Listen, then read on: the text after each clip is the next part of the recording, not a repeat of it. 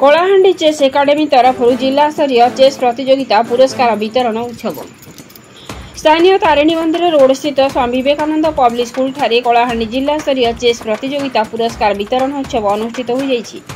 चलित एप्रिल 18 और 19 दुई दिन धरी चली जिला स्तरीय चेस प्रतियोगिता शताधिक छात्र छात्री अंशग्रहण करथिले एवं एही प्रतियोगिता सफल होइथिबा कृति छात्र छात्री को पुरस्कृत करागला। सरकारी इंजीनियरिंग महाविद्यालय अध्यक्ष डॉक्टर सुब्रांश शेखर दास, मुख्य अतिथि senior national orbiter Ravindra Sahu, वरिष्ठ सांबादिक संतोष कुमार सिंह देव सम्मानित अतिथि रूपे उपस्थित रही चेस छात्र छात्री मानक एकाग्रता निष्पत्ति नेवा शक्ति विकसित हेबा सह चेस खेल हेउची मस्तिष्कर व्यायामशाला बोली समस्त अतिथिगण उपस्थित छात्र छात्री मानक उद्बोधन देइथिले।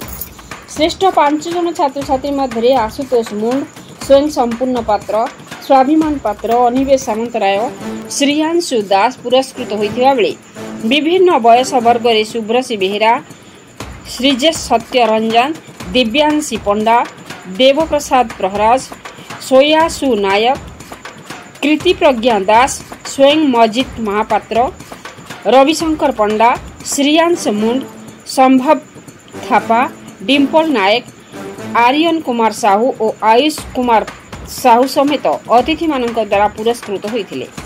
कलाहांडी चेस एकाडेमी अध्यक्ष डॉक्टर शिवराम नायक सभा परिचालना करथिबा बेले एकाडेमी रे बहु वरिष्ठ सदस्य उपस्थित रही सहयोग करथिले। मसिया न्यूज सर्विस आपण मसिया न्यूज यूट्यूब चैनल को सब्सक्राइब कलेनी कि जदि करिना हंती एबे करिनियंतु। एहा सह मसिया न्यूज रो फेसबुक पेज को और ट्विटर को फॉलो करंतु। तासह मसिया न्यूज रो ऐप आसी गलानी निज मोबाइल रो प्ले स्टोर रो डाउनलोड करनियंतु। जय जगन्नाथ।